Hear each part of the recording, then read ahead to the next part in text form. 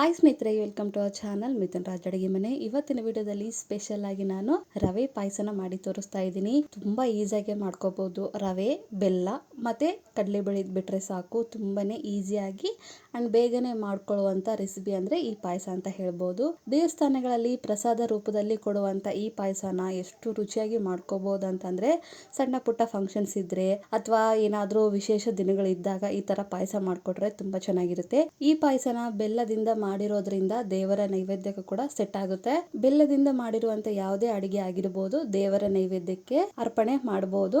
ಮೊದಲನೇದಾಗಿ ಯಾವ್ದಾದ್ರು ಒಂದು ಕಪ್ಪಿನ ಅಳತೆಯಲ್ಲಿ 1/4 ಕಪ್ಪಿನಷ್ಟು ಕಡಲೆಬೇಳೆನ 1 ಅವರ್ ಮುಂಚೆನೆ ಬಿಸಿ ನೀರಲ್ಲಿ ನೆನೆಸ್ಕೊಂಡು ಇಟ್ಕೊಂಡಿದೀನಿ.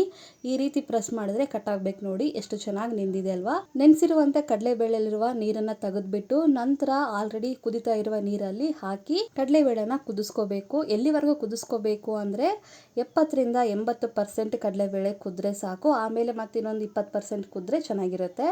ಈ ರೀತಿ ಮಾಡೋದ್ರಿಂದ ತುಂಬಾನೇ ಸಿಂಪಲ್ ಆಗಿ ಮಾಡಬಹುದು. ಮನೆಯಲ್ಲಿ ಕಡಲೆಬೇಳೆ, ಬೆಲ್ಲ, ರವೆ ಇದ್ದೇ ಇರುತ್ತೆ. ನೋಡಿದ್ರ ಕುದಿತಾ ಇದೆ. ಕಡಲೆಬೇಳೆ ಕುದಿತಾ ಇರಲಿ, ನಾವು ಇನ್ನೊಂದು ಪ್ರೊಸೆಸ್ ಮಾಡ್ಕೊಳ್ಳೋಣ.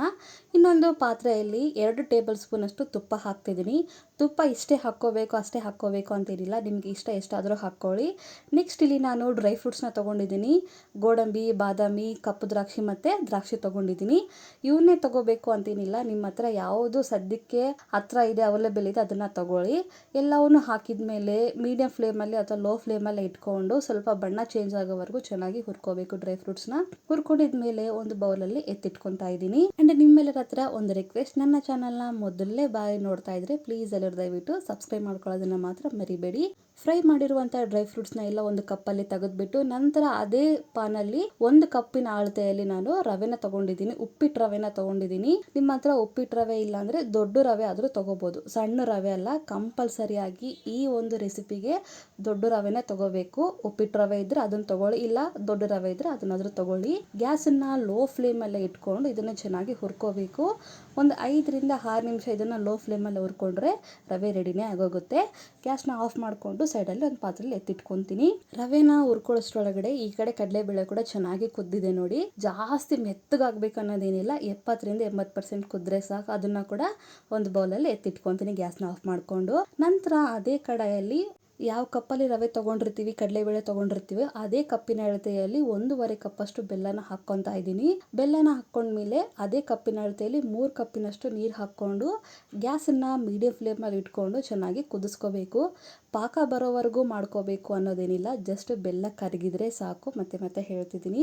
ಈಗಂತೂ ಮಕ್ಕಳಿಗೆ ರಜೆ ಇರೋದ್ರಿಂದ ಮನೇಲಿ ಇರ್ತಾರೆ, ಏನಾದ್ರೂ ಒಂದು ಕೇಳ್ತಾರೆ. ಸ್ವೀಟ್ ಕೇಳಿದಾಗ ಈ ರೀತಿ ಆರೋಗ್ಯಕರವಾಗಿ ಪಟ ಅಂತ ಈ ಸ್ವೀಟ್ನ ಮಾಡ್ಕೊಡಿ, ತುಂಬಾ ಇಷ್ಟಪಟ್ಟು ತಿಂತಾರೆ. ಬೆಲ್ಲ ಹಾಕಿ ಮಾಡಿರೋದ್ರಿಂದ ಶುಗರ್ ಪೇಷಂಟ್ಸ್ ಕೂಡ ತಿನ್ಬೋದು. ನೋಡ್ರ ಬೆಲ್ಲ ಎಲ್ಲ ಕರಗಿದೆ. ಇವಾಗ ಇದನ್ನ ಇನ್ನೊಂದು ಪಾತ್ರೆಯಲ್ಲಿ ಶೋಧಿಸ್ಕೊಂತೀನಿ, ಯಾಕಂದ್ರೆ ಕಸ ಕಡ್ಡಿ ಇರುತ್ತೆ. ಕಂಪಲ್ಸರಿಯಾಗಿ ಶೋಧಿಸ್ಕೊಂಡೇ ಮಾಡ್ಕೊಳ್ಳಿ ಈ ರೆಸಿಪಿನ. ಈ ರೆಸಿಪಿ ಅಂತ ಅಲ್ಲ, ಬೆಲ್ಲದಿಂದ ಯಾವುದೇ ಮಾಡ್ಕೊಂಡ್ರು ಕೂಡ ಶೋಧಿಸ್ಕೊಂಡು ಮಾಡ್ಕೊಂಡ್ರೆ ಚೆನ್ನಾಗಿರುತ್ತೆ. ಬೆಲ್ಲ ಎಲ್ಲ ಶೋಧಿಸ್ಕೊಂಡ್ಮೇಲೆ ನಂತರ ಇದಕ್ಕೆ ಆಲ್ರೆಡಿ ಕುದಿಸಿರುವಂತ ಕಡಲೆಬೇಳೆನ ಹಾಕ್ತಿದ್ದೀನಿ. ನಂತರ ಫ್ರೈ ಮಾಡಿರುವಂತ ಉಪ್ಪಿಟ್ಟು ರವೆನೆ ಕೂಡ ಹಾಕ್ತಿದ್ದೀನಿ. ಕಡಲೆಬೇಳೆ ಉಪ್ಪಿಟ್ಟು ರವೆನೆ ಹಾಕಿದ್ಮೇಲೆ ಗ್ಯಾಸನ್ನ ಲೋ ಫ್ಲೇಮ್ ಅಲ್ಲೇ ಇಟ್ಕೊಂಡು ಚೆನ್ನಾಗಿ ಕುದಿಸ್ಕೋಬೇಕು. ನೆನಪಿಲ್ಲಿ ಯಾವುದೇ ಕಾರಣಕ್ಕೂ ಹೈ ಫ್ಲೇಮ್ ಅಥವಾ ಮೀಡಿಯಂ ಫ್ಲೇಮ್ ಅಲ್ಲಿ ಇಟ್ಕೋಬೇಡಿ, ಯಾಕಂದ್ರೆ ಉಪ್ಪಿಟ್ಟು ರವೆ ಹಾಕೋದ್ರಿಂದ ಚಿಟಪಟ ಅನ್ನುತ್ತೆ, ಮುಖಕ್ಕೆ ಸಿಡಿಯೋ ಚಾನ್ಸಸ್ ಇರುತ್ತೆ.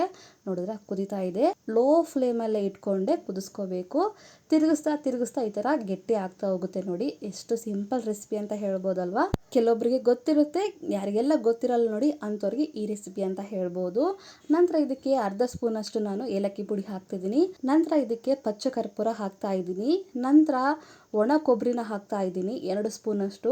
ಒಣ ಕೊಬ್ಬರಿ ಇಷ್ಟ ಇದ್ರೆ ಹಾಕೊಳ್ಳಿ, ಇಲ್ಲ ಅಂದ್ರೆ ಇಲ್ಲ, ಹಾಕೊಂಡ್ರೆ ಒಳ್ಳೆ ಟೇಸ್ಟ್ ಬರುತ್ತೆ.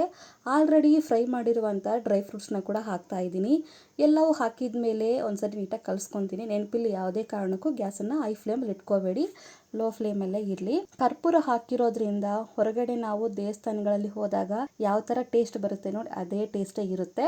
ಪಾಯಸನ ನೀಟಾಗಿ ಕಲಿಸ್ಕೊಂಡಿದ್ಮೇಲೆ ಲಿಡ್ ಕ್ಲೋಸ್ ಮಾಡಿ 1-2 ನಿಮಿಷ ಲೋ ಫ್ಲೇಮಲ್ಲೇ ಕುದಿಸ್ಕೊಂಡ್ರೆ ತುಂಬಾನೇ ಸಿಂಪಲ್ ಆಗಿರುವಂತ ರವೆ ಪಾಯಸ ರೆಡಿನೇ ಆಗೋಗುತ್ತೆ.